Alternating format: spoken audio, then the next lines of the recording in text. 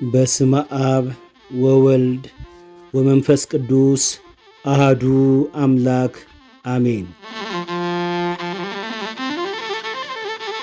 ጥቅምት 27 እንኳን ለፈጣሪያችን መድኃኔ ዓለም ኢየሱስ ክርስቶስና ለቅዱሳኑ አባ መቃርስ፣ አቡነ መብዓ ጽዮን ወአባ ጽጌ ድንግል ዓመታዊ በዓል በሰላም አደረሳችሁ።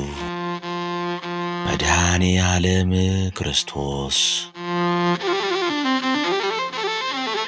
ጌታችን መድኃኔ ዓለም ክርስቶስ ለእኛ ሲል በፈጸመው የማዳን ሥራ ክፎች አይሁድ ከምሽቱ 3 ሰዓት ጌቴሴማኒ ውስጥ ያዙት።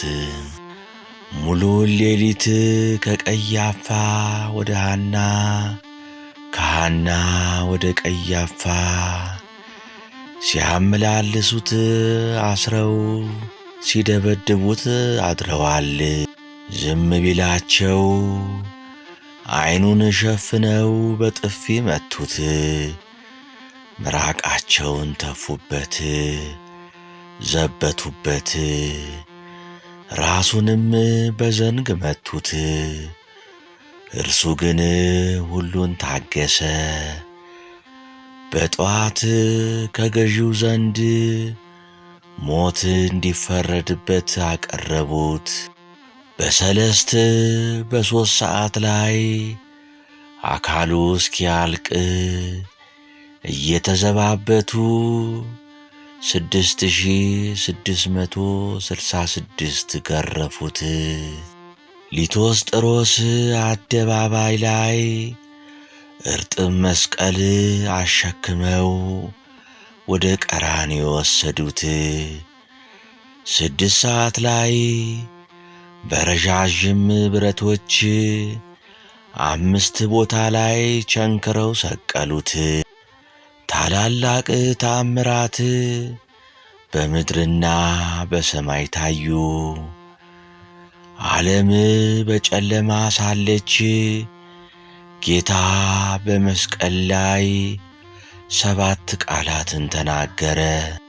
ከቀኑ 9 ሰዓት አካባቢ በባሕሪ ሥልጣኑ ቅድስት ነፍሱን ከቅዱስ ሥጋው ለየ። በዚያች ሰዓትም ወደ ሲኦል ወርዶ የታሰሩትን ሁሉ ፈታ። 11 ሰዓት ላይ ደጋጉ ዮሴፍና ኒቆዲሞስ ከታላቅ ክብርና ሐዘን ጋር በአዲስ መቃብር ቀበሩት። በዚያች ቀን ድንግል ማርያም ልቧ በሐዘን ተቃጠለ። ወዳጁ ቅዱስ ዮሐንስም ፍጹም ለቅሶን አለቀሰ። ቅዱሳት አንስት በዋይታ ዋሉ። ፈጣሪያችን ኢየሱስ ክርስቶስ የተሰቀለው መጋቢት 27 ቀን ቢሆንም በዓሉ ወደ ጥቅምት እንዲመጣ ያደረጉት አበው ሊቃውንት ናቸው።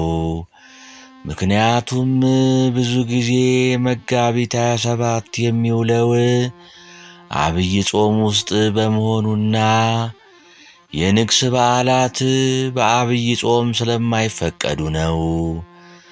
ምንም እንኳ በቅርብ ጊዜ በአብይ ጾም የሚያነክሱ አንዳንድ አብያተ ክርስቲያናት ቢኖሩም አባቶቻችን ግን እንዲህ ያለውን ሥርዓት አላቆዩልንም። ከበሮና የቸብቸቦ ዝማሬም በወቅቱ የተፈቀደ አይደለም። በዚህም ምክንያት የበዓለ ስቅለት ንግሱ ወደ ጥቅምት 27 ሲመጣ የመጋቢት 5 ገብረ መንፈስ ቅዱስ ንግስ ደግሞ ወደ ጥቅምት 5 የመጋቢት 10 መስቀል ወደ መስከረም 17 መጥቶ እንዲከበር ሆኗል። በእውነት ደዌያችንን ተቀበለ፣ ሕማማችንንም ተሸክሟል። እኛ ግን እንደተመታ በእግዚአብሔርም እንደተቀሰፈ እንደተቸገረም ቆጠርነው። እርሱ ግን ስለ መተላለፋችን ቆሰለ፣ ስለ በደላችንም ደቀቀ።